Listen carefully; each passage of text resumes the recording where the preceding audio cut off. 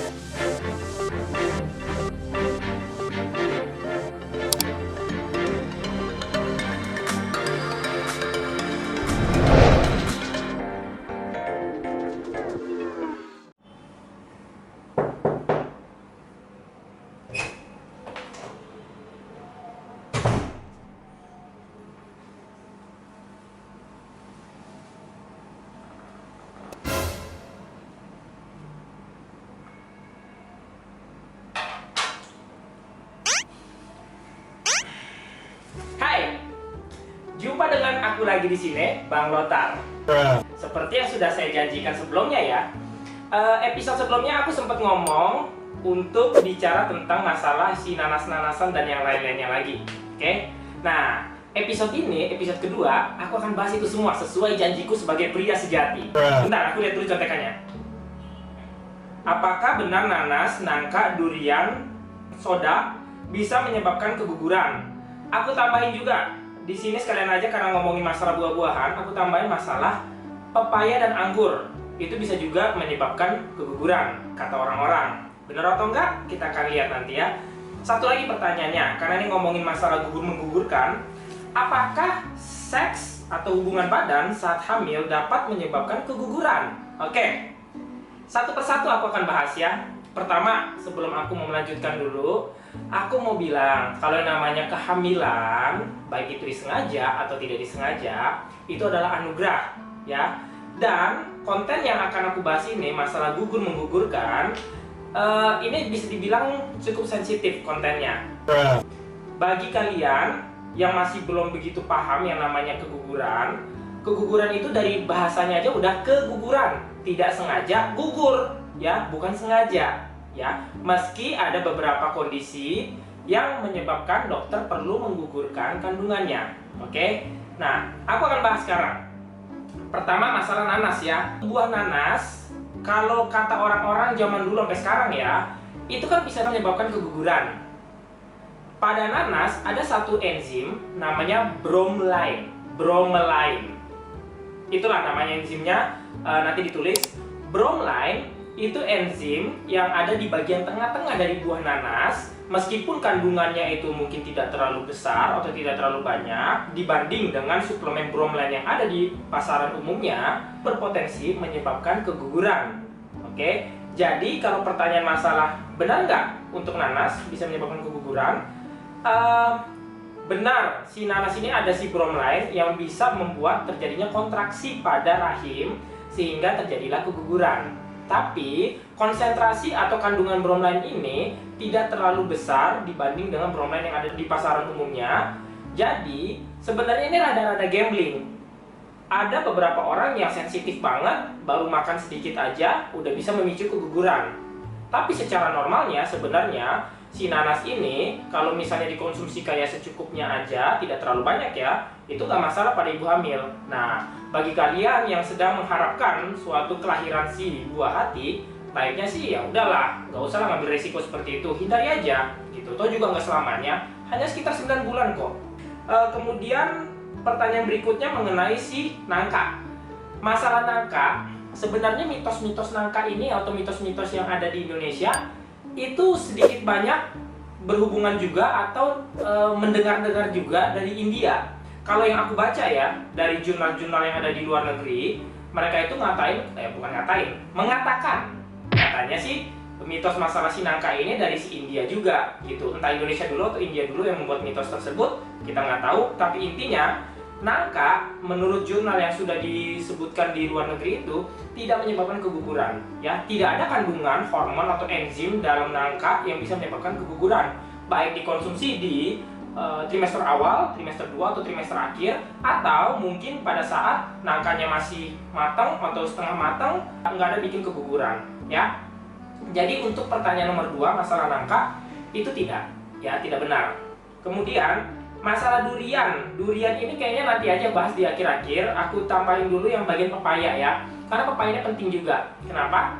Si pepaya yang ini kebetulan pepaya, ya, cuma pepaya ini pepaya matang, ya. Pepaya matang itu masih aman untuk ibu hamil. Tapi pepaya yang tidak matang atau mungkin setengah matang itu benar-benar berbahaya. Baiknya sih jangan dikonsumsi, ya, karena ada kandungan yang namanya latex. Enzim latex ini bisa membuat terjadinya kontraksi juga pada rahim, ya, akhir-akhirnya bisa menyebabkan keguguran. Jadi pepaya itu tidak baik, ya, untuk pepaya yang mentah setengah, ya, ngomongnya apa sih, mentah, ya, mentah, ya, pepaya mentah sama yang setengah matang itu jangan konsumsi. Tapi kalau yang matang, ya, itu bagus, boleh-boleh aja, sangat dianjurkan bahkan. Nah, jadi itu untuk masalah si pepaya.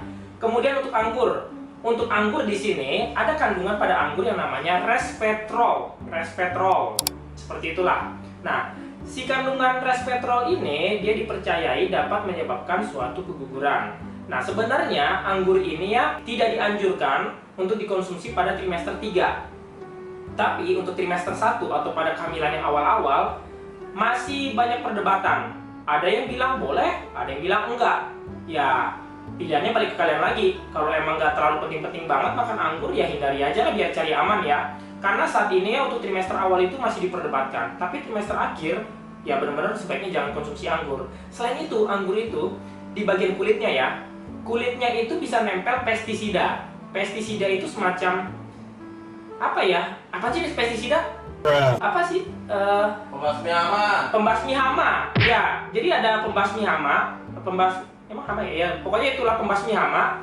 Bahan kimianya itu kalau nempel di kulitnya anggur itu sulit untuk dibersihkan, ya. Dan kita nggak tahu bahan kimia tersebut mungkin ada efek-efek tertentu pada si ibu hamil atau mungkin masuk ke aliran darahnya si janin. Jadi, ya, mendingan jangan, ya. Untuk anggur trimester 3 udah pasti enggak. Tapi trimester 1 atau trimester awal, ya, mendingan sih jangan. Kalau nggak penting-penting banget, ya. Penting maksudnya apa, ya? Ya maksudnya kalau nggak ngidam-ngidam banget, ya. Nah, jadi nggak usah. Atau juga trimester 1 kebanyakan mual muntah kok ibu-ibu hamil. Jadi bawaannya tuh enak, nggak mau makan. Nah, kemudian si kulit anggur ini dia itu ternyata sulit dicerna. Jadinya kadang bisa bikin konstipasi atau sembelit. Jadi susah beol, susah BAB. Nah, kalau susah BAB otomatis kan kebanyakan ngeden, ya. Nah, ibu hamil aja tekanan perutnya tuh udah semakin tinggi. Dengan tanpa ngeden aja pun dia bisa beresiko terjadinya hemoroid, ambeien. Nah, bahasa awamnya ambeien, bahasa medisnya hemoroid, ya, tadi, ya. Nah, bisa menyebabkan ambeien. Ya, apalagi kalau misalnya konsumsi anggur kemudian ngeden-ngeden terus, kemungkinan terjadinya ambeien semakin besar gitu. Jadi, ya, kulit anggur itu, ya, buah anggur lah. Buah anggur sebaiknya sih jangan dikonsumsi, ya. Kemudian tadi aku udah bahas itu semua, ya. Oh, durian. Yang durian tadi aku skip, ya. Sekarang aku bahas masalah durian. Durian ini karena kebanyakan, ya, orang Indonesia yang suka makan durian, orang bule, ya, bahkan orang Jepang pun mereka tuh nggak suka sama durian. Padahal enak banget tuh, tapi bagi mereka tuh baunya menjijikan. Nah, karena jarang yang makan durian, penelitian mengenai si durian ini cukup jarang. Karena jarang, jadi kita tidak tahu, datanya tuh kurang banyak yang bisa menunjukkan durian aman nggak sih pada ibu hamil. Cuman, dua hal yang perlu kalian ketahui. Pertama, si durian ini kandungan gulanya itu tinggi. Kalau kandungan gulanya tinggi, ya otomatis itu bisa menyebabkan terjadinya diabetes atau masalah gula pada ibu-ibu hamil, ya.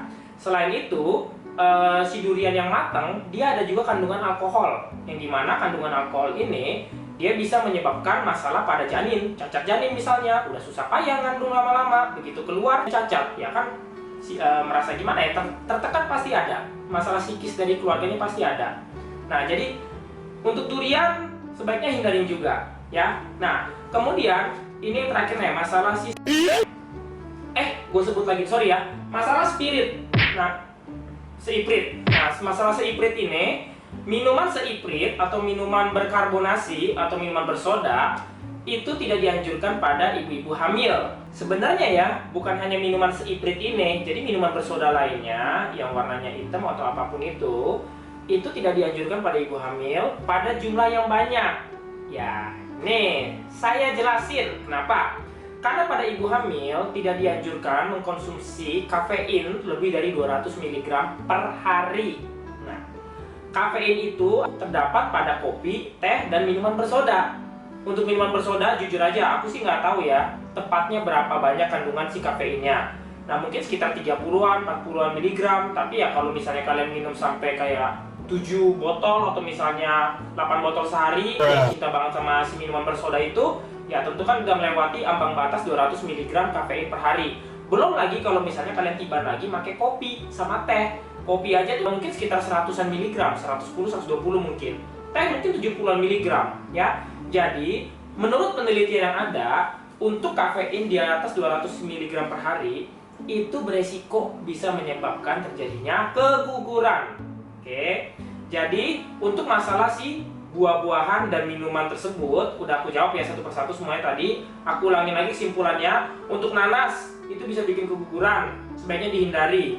Kemudian untuk si, apalagi tuh, durian, pepaya sama anggur sebaiknya dihindari juga. Kalau nangka boleh dimakan bebas ya, tapi tetap yang tadi itu yang saya bilang dihindari. Ya kalau mau dikonsumsi 1-2 ya sedikit-sedikit boleh lah gitu, tapi jangan terlalu banyak. Tapi kalau misalnya kondisinya emang sensitif sama buah-buah tersebut, ya sebaiknya hindari aja gitu. Nah, untuk minuman berkarbonasi pada jumlah tertentu itu bisa memicu terjadinya keguguran. Jadi buat kalian semua yang sudah mengetahui informasi ini, sebaiknya kalian bisa menggunakan informasi-informasi ini untuk hal yang baik. Contoh misalnya, aku mempertahankan janinku, jadi aku harus menghindari buah-buahan dan minuman tersebut ya. Tetap kalian baiknya konsultasi sama dokter kandungan kalian masing-masing, karena bukan hanya si buah-buahan dan minuman tersebut yang harus dihindari pada ibu hamil. Ada makanan lain juga dan hal-hal lain yang perlu dihindari ya. Jadi cukup sekian untuk masalah si nanas dan yang lainnya. Oke. Berikutnya pertanyaannya itu adalah, apakah seks saat hamil dapat menyebabkan keguguran? Seks saat hamil itu aman ya, selama kalian lakukan sama pasangan kalian gitu ya. Aman aja seks saat hamil, oke? Nah, tapi ada tapinya nih. Ada 3 hal yang perlu kalian ketahui. Sebenarnya ada beberapa hal ya, cuman ya 3 aja lah aku sebutin ya. Misalkan pasangan kalian ya, si istri kalian atau kalian bagi ibu-ibu mengalami pecah ketuban dini tapi masih belum terjadi proses kelahiran, hindari karena beresiko terjadinya infeksi ya. Kedua, misalkan bagi ibu-ibu yang mengandungnya itu ngandung si janin kembar atau mungkin pada kehamilan sebelumnya terjadi masalah juga pada kehamilannya ya. Nah, jadinya ya sebaiknya hindari juga gitu. Nah, ketiga, ya misalnya kalau ada kayak pendarahan, bercak-bercak darah kayak gitu, ada tanda-tanda masalah pada kehamilannya, ya hindari aja juga gitu ya. Ada beberapa lagi sebenarnya, cuman ya 3 itulah mungkin bisa diingat-ingat ya. Sisanya tanya sama dokter kandungan, konsultasikan, rutinlah kalian follow up kepada dokter kandungan kalian gitu. Kemudian untuk masalah posisi seks atau mungkin kayak ada juga pertanyaan ya, ini aku tambahin lagi nih. Ada yang bilang, loh nanti ketika terjadi hubungan badan punya si cowok itu bisa mencederai si bayinya. Ya nggak kayak gitulah. Masa kalian pikir semudah itu punyanya si cowok masuk kemudian si bayinya kesundur, cedera, keguguran? Nggak ya. Nggak akan bisa yang namanya punya cowok itu mencederai bayi yang ada dalam rahim, karena ada yang namanya itu si mulut rahim. Jadi nggak usah khawatir, selama kalian suka sama suka ya silakan. Si ibunya maksudnya apa ya? Si pasangan, si ceweknya lah, si perempuannya juga merasa senang, fine aja ya silakan. Nah, ada sedikit tips nih untuk masalah seks saat hamil. Yang perlu kalian ketahui itu juga adalah posisinya ya. Posisi ini penting karena ada beberapa posisi yang membuat si wanita tidak nyaman. Untuk posisinya beda-beda pada setiap usia kehamilan ya. Jadi kehamilan muda, kehamilan tua itu posisi beda-beda. Untuk posisinya silahkan tanya sama dokter kandungannya ya. Sekian pembahasan untuk video ini. Bagi kalian punya pertanyaan-pertanyaan, jangan lupa untuk pasang pertanyaannya di kolom komentar, dan aku akan menjawab komentar-komentar atau pertanyaan-pertanyaan kalian di Instagram kami di seterusnya.productions pakai S ya. Jadi jangan lupa follow Instagram seterusnya.productions, dan jangan lupa untuk subscribe, nyalakan lonceng notifikasi bagikan, dan ya terserah mau like mau dislike, itu terserah kalian. Pastiin tetangga, keluarga semuanya pada nonton. Jumpa lagi untuk video berikutnya tentang masalah begadang. Jadi yang punya kebiasaan atau masalah-masalah begadang, tonton video berikutnya ya. Sekian dari aku, jumpa lagi dengan Bang Otak di video berikutnya. Bye bye.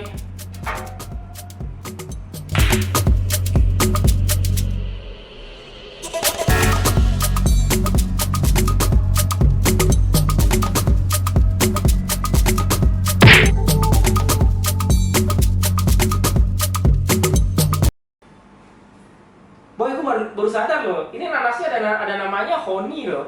Kirain Honey dari tadi. Poni, Honey ya. jangan salah fokus. Kalau superhero gitu dia makan nanas keguguran gak ya? Ya, emang Batman keguguran. Enggak, ini si Wonder Woman. Lahiran gak sih dia? Wonder Woman kayak nggak bisa punya anak deh. Oh, kasihan banget ya. Kan penduduk Amazon cewek semua kan. Tapi nggak ngerti tuh. Kan dia udah merantau. Lahirinnya gimana.